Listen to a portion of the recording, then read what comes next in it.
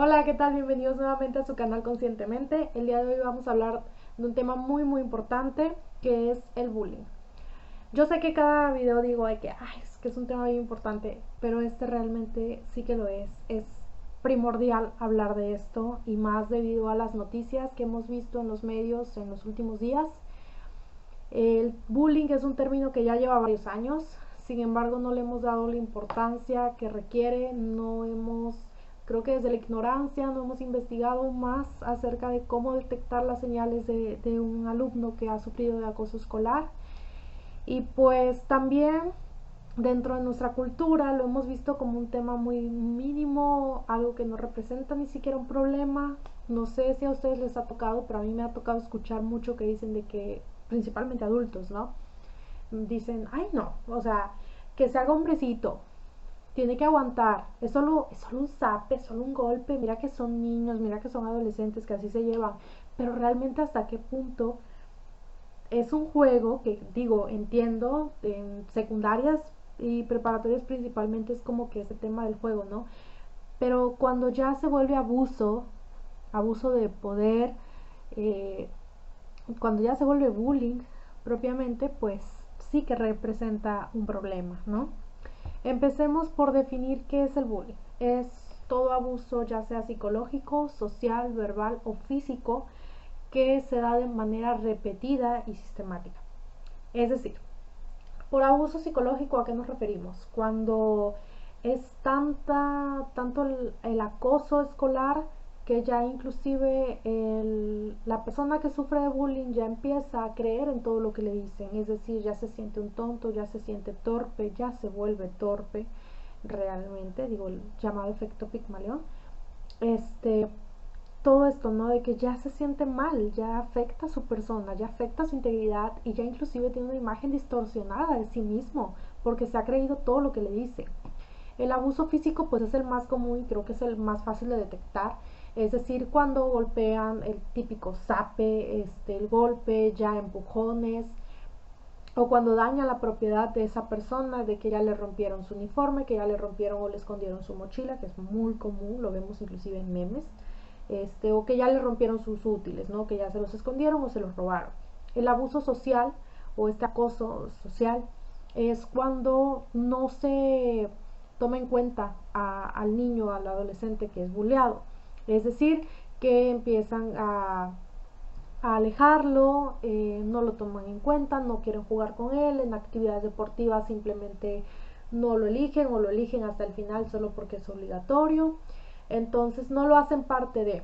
Y para un niño y adolescente es muy importante sentirse parte de, ¿sí? Sentirse parte de ese grupo, llevarse bien con sus pares, ¿sí? No digo que llevarse bien con todos, porque eso es imposible, inclusive los adultos no podemos llevarnos bien con todos, pero sí sentirse parte del grupo.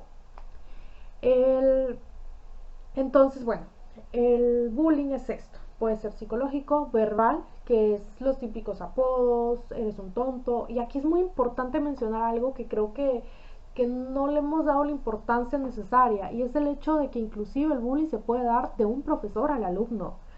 Antes, bueno, a mí no me tocó verlo, pero sí me contaban de las típicas orejas de burro que hacían, ¿no? Literalmente le ponías orejas de burro a un niño. Y eso representaba, bueno, más allá de que realmente el niño aprendiera de que, tengo que estudiar más porque soy un burro, era, soy un burro y todos están burlando de mí, ¿no? A mí sí me tocó ver maestros, inclusive el director de mi primaria. Me río porque es un personaje muy conocido, no porque sea o esté bien lo que hizo. Golpeaba a los niños con la regla. Entonces, o te daba igual de golpes. Era como muy común esto de que tenía un anillo, no sé si era su anillo de graduación, su anillo de bodas, no sé. El asunto es que golpeaba en la cabeza a los niños con esta parte del anillo, ¿no? Y digo, a mí nunca me tocó que me golpeara, pero muchos sí se quejaban y era muy doloroso, claro. Entonces, antes estaba muy normalizada esta parte de que sí, para que el niño aprenda tiene que ser castigado físicamente. Las tapitas, ¿no? De refrescos, se me fue la palabra, estas que tienen como piquitos, que de repente se hincaban ahí hasta que te aprendieras las tablas. Entonces, si bien venimos ya de una historia donde el castigo físico estaba normalizado, después se nos viene a decir, oye, ¿sabes que eso es violencia? Y esta parte que no todos lo han sabido aceptar que es violencia y no todos han sido abiertos al cambio de que, bueno, puede haber otras formas de lograr el aprendizaje de un niño y claramente el castigo físico no lo es, ¿sí? Entonces, bueno, por parte de los profesores también se puede dar este acoso con insultos, inclusive hay maestros que entran en el juego de los alumnos y empiezan a llamar ya no por su nombre al alumno, sino por el apodo que le tienen. Y creo que también en la cultura mexicana está como muy normalizado lo de los apodos. Digo, no me dejarán mentir, en toda comunidad hay el grillo, el poblano, el borracho, no sé, parece lotería, pero todos conocemos a alguien que dentro de la comunidad tiene tal apodo, y inclusive los apodos van de generación en generación. Este, entonces, ¿hasta qué punto, digo, está bien, es parte de la cultura, y hasta qué punto realmente sabemos que no le está afectando el que le digan apodos a esa persona? Hay que ser muy empáticos. En estos temas realmente hay que ser muy, muy, muy empáticos. ¿Qué factores o qué características tienen que estar presentes para que se pueda dar el acoso? Empecemos con que hay un acosador que siente que tiene una figura de autoridad frente al acosado. Y también, no hay que ver al acosador como de que, es un niño, es un adolescente, es un alumno malo y ya se acabó, es una persona mala. No, ¿qué está pasando detrás de ese alumno para que vaya a depositar esa violencia en la escuela, en el ámbito escolar? Puede que en la casa su mamá, su papá, X persona lo violente, por lo tanto, como él no puede violentar a esta persona, que en su hogar representa una figura de autoridad, va a ir al ámbito escolar y a depositar esa violencia en el niño que es tímido, en el niño que participa mucho, porque también puede ser, digo, los niños con muy, muy buen rendimiento escolar son más propensos a sufrir de bullying. Y aquí estamos hablando también de personas o grupos vulnerables. Estamos hablando del alumno que entró a mitad del ciclo escolar o que es nuevo, que es muy tímido, que es muy sobresaliente, por lo tanto los maestros como que lo refuerzan muy a menudo y eso hace que todo el grupo le agarre como cierto coraje. No me dejarán mentir, eso pasa, ¿sí? ¿Qué otro? Pues el que es de una etnia diferente. Hay escuelas, la mayoría de ellas, en las que uno lleva uniforme, ¿verdad? Y eso permite o se supone que debería de hacer que no se notaran tanto las diferencias. Se siguen haciendo. Desde el momento en el que un niño, cada ciclo escolar que empieza, estrena uniforme y el otro no, y de repente ves que ya está como más delgadita la tela de su uniforme, ya se empiezan a ver las diferencias. Entonces estamos hablando de que ciertamente sí hay grupos vulnerables de alumnos que pueden llegar o que son más propensos a ser buleados. Entonces, como les decía, tiene que haber un alumno que sienta una autoridad frente a otro alumno. Este va a ser el acosador, ¿no? El que siente la autoridad. Y bueno, el bullying se da de una manera repetida y sistemática. Es decir, no es solamente un golpe y ya, nunca más te volvió a golpear, nunca más te volvió a molestar, sino que se da muy a menudo. Inclusive ya empiezan a haber clases en las que, por ejemplo, ven que el profesor no les presta tanta atención, es más propenso que durante ese periodo de esa clase moleste más al niño buleado, al alumno buleado. Digo mucho niño porque es como lo más común o son ejemplos más fáciles, pero estamos hablando de que el bullying se puede dar tanto nivel preescolar hasta ya, o sea, un universitario, ¿sí? Nadie se libra de este bullying, de este acoso. Y vamos a ver que después, ya cuando egresas, sigue habiendo acoso, pero ya es en el trabajo, ¿verdad? Ya son otros términos. Entonces, bueno, consejos o señales que podemos detectar en casa. Y no precisamente tienes que ser papá, mamá, abuelito o cuidador principal, sino, no sé, si tú ves a tus primos, a tus sobrinos que tienen estas señales, hay que accionar, ¿no? No solamente quedarnos ahí como cómplices, ¿sí? Una señal, pues la más común, la más obvia, por decirlo así, la más visible, pues es que llegue con moretones y el niño va a excusar diciendo, es que me caí, es que me tropecé, es que me golpearon sin querer, ¿no? O que de repente, oye, ya en la misma semana perdiste muchos colores, o ya en la misma semana, mira cómo te has rayoteado la mochila, ¿no? Estas señales que podemos llegar a ver de un abuso físico.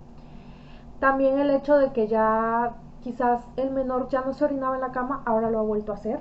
Hay un retroceso en las etapas del desarrollo, que es que se ha vuelto a hacer del baño en la cama, que tiene muchas pesadillas, o también cambios en la conducta alimentaria. Si por ejemplo un adolescente que en la escuela, en secundaria o preparatoria le dicen mucho, le repiten, es que estás gordita, es que mira qué fea estás, entonces es más común que desarrolle sí, es más propensa a desarrollar trastornos de la conducta alimentaria. Estamos hablando de anorexia, bulimia, atracones inclusive. Entonces, si vemos por ahí cambios de humor, de peso, de sueño, ahí estamos hablando de que, bueno, hay que investigar qué está pasando, ¿no? Creo que como padres conocemos bien a los hijos, ¿no? Por lo tanto, sabemos cuando ha habido un cambio de conducta. Pues hay que estar muy al pendiente, ¿no? Hay que estar muy al pendiente de estos cambios. Repito, puede ser en las conductas de sueño, conductas alimentarias, de humor, que de repente está más irritable o está llorando. Puede presentar también dolores de que es que me duele mucho la panza, es que no quiero ir a la escuela. O pueden haber vómitos no justificados, es decir, de que sabemos que no le hizo daño o no tiene alguna infección, no le hizo daño a alguna comida o no tiene alguna infección, ¿no? Entonces vómitos no justificados que de repente digan, es que no quiero ir a la escuela. Y los niños se llegan a enfermar, esto es cierto, los niños se llegan a enfermar porque no quieren ir a la escuela. O si hay algún evento fuera del salón, fuera del aula, como es una excursión o que lo invitaron a tal reunión, no quiero ir, no quiero ir y se ponen en ese plan, ¿no? Dentro del aula, ¿cómo podemos detectar estas señales? Es mucho más fácil, ¿sí? Porque estamos en el ámbito donde el problema se lleva a cabo. Como profesores, como compañeros de salón, como autoridades de la escuela, llámese director, llámese la secretaria de la oficina de la directora, el conserje, todos debemos estar al pendiente, ¿sí? Si de repente vemos que un niño que participaba mucho ya no quiere participar, si alguien bajó su rendimiento académico, no estoy diciendo que pasó de 10 a 9, no, sino de que por ejemplo un niño que llevaba un promedio de 8, que iba a la par del grupo, de repente ya está empezando a reprobar, ya no entrega tareas, o en áreas, perdón, en turnos de descanso, como es en el recreo, en el receso, no se aísla, no está con sus compañeritos. Ahí podemos también ver estas señales de advertencia, ¿no? Estas banderitas rojas de a ver qué está pasando, ¿sí? Y si también, obviamente, si vemos que tiene moretones, si de repente ya se está quejando, porque hay niños que al principio sí se van a quejar. Y si el maestro empieza con que, ay, es que son juegos de niños, es ahí donde el niño ya sabe que ese no es un lugar seguro, el profesor no es una persona a la cual le tenga la seguridad de contarle las cosas, porque no va a hacer nada, porque va a decir que es un simple juego entre niños. Entonces, bueno, este es como un tipo resumen, al igual que todos mis videos son resúmenes. Es cuestión de cada quien el investigar más acerca del tema, ¿sí? Creo que la razón por la cual el bullying sigue presentándose, y a pesar de tantos programas de intervención que se han realizado, no hemos obtenido los resultados deseados. Realmente no hemos visto del todo un cambio. Y la razón principal creo yo que es porque no investigamos, porque nos quedamos con que, sí, no empujes, no grites. No, realmente hay que desarrollar la empatía y también no ver al acosador o al buleador como una persona mala y ya, un alumno malo y ya, sino qué está pasando detrás de eso, ¿sí? Creo firmemente que nadie nace siendo malo. Digo, hay factores genéticos, sí, pero algo tiene que haber, un detonante para que la persona decida hacer daño a otros. Hay que ser empáticos. Si ya hemos notado, en dado caso, de que algún familiar o algún alumno está sufriendo de bullying, bueno, primero hablar con la institución educativa, los cambios que se tengan que hacer para que esto ya no siga sucediendo, hablar con la familia del buleador, y después ya de manera personal es bueno que este alumno que ha sido bulleado y también el buleador, ¿por qué no?, vayan a terapia. Y uno puede decir, ay no, pero si son juegos de niños, ¿por qué ir a terapia? ¿Todo quieren mandar a alguien a terapia? Sí, fíjense que sí. Honestamente, El bullying no tiene que ser visto como un problema menor. No tenemos que minimizar los efectos del bullying.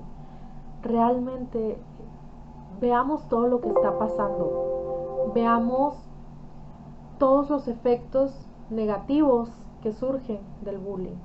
Hay personas que se han quitado la vida por ser acosados en la escuela. No es un problema menor, ¿sí? Seamos empáticos, estemos alertas. Invito a maestros, autoridades educativas, personas que trabajen en la escuela. No tienes por qué ser el maestro propiamente, siendo el conserje, siendo la secretaria. Hay que estar alertas. Como compañeros, seamos empáticos con ellos, con los nuevos o con los que vemos que son burlados. Acompañemos a estas personas y sobre todo no seamos cómplices. Realmente veamos qué podemos hacer, que no quede en nuestra conciencia el saber que una persona ha tenido efectos tan negativos o inclusive ha llegado a quitarse la vida cuando pudimos haber hecho algo, ¿sí? Y bueno, espero que estén muy bien, espero que haya servido de mucho esta información, y si es que sirvió de poco, pues que sea tan poco para que vayan a investigar, ¿sí? Que sea tan poco lo que les haya servido, que realmente sientan esa necesidad de investigar más. Espero que estén muy bien, cuídense mucho y bueno.